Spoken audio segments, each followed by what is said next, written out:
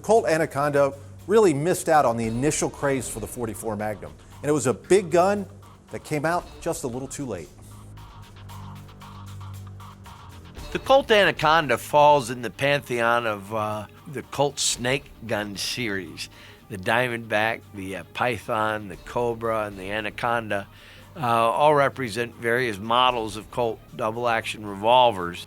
Today, they've taken on a life of their own in the collecting community. The snake guns, popularized by Steve Feasted's book on the guns, is a phenomenon that I hadn't really expected in the collecting world. A Colt engineer by the name of Paul LaViolette was the principal designer of that new layout for the Colt revolvers. And that first appeared with the new Trooper.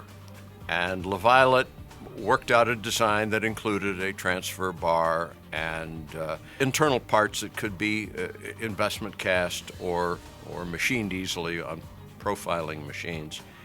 And that spawned the next generation of Colt revolvers, which included, around 1991, the .44 Magnum Anaconda.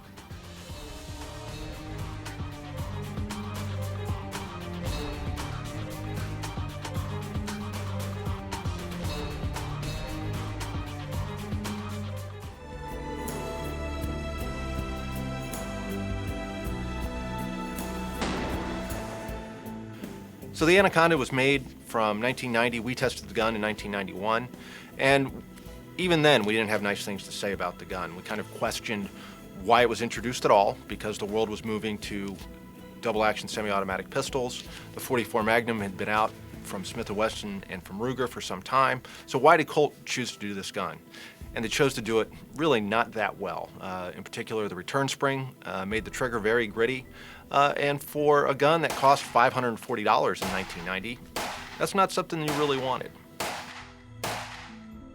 So the Anaconda in 1990 wasn't exactly a groundbreaking thing in the marketplace. It was a groundbreaking thing for Colt at that time because they introduced it and largely made it in stainless steel, never offered it in carbon steel, unlike, for instance, the original Ruger Redhawk, which came out in 1979 and had been offered in, similarly to the Anaconda, .44 Magnum and .45 Colt, but in both stainless and blued steel.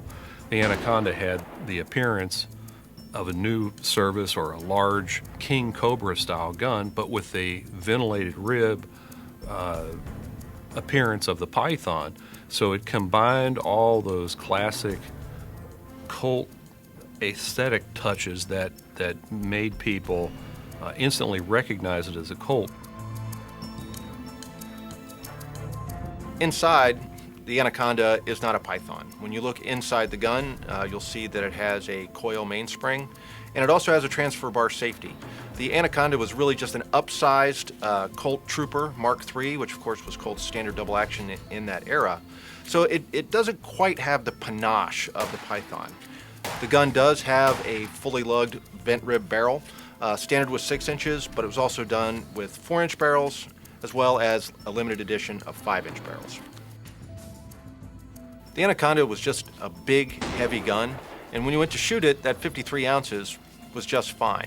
But in terms of its handling and its balance, it was a gun that didn't balance quite as well as I thought it should have. But that's okay, because these days, any Colt with a snake name is rapidly increasing in value, and even though the Anaconda falls behind the Python and the Cobra and the Boa and some of the others, this is still a very desirable collector's gun, and there actually weren't that many made when you compare it to the overall history of Colt. You know, it's kind of like, the Smith Wesson Model 29 and the fact that you find a lot of them for sale at gun shows that have been fired 6 times and come with a box of 50 rounds with 6 rounds missing out of it. You took it to the range once, got your fill, and left it alone.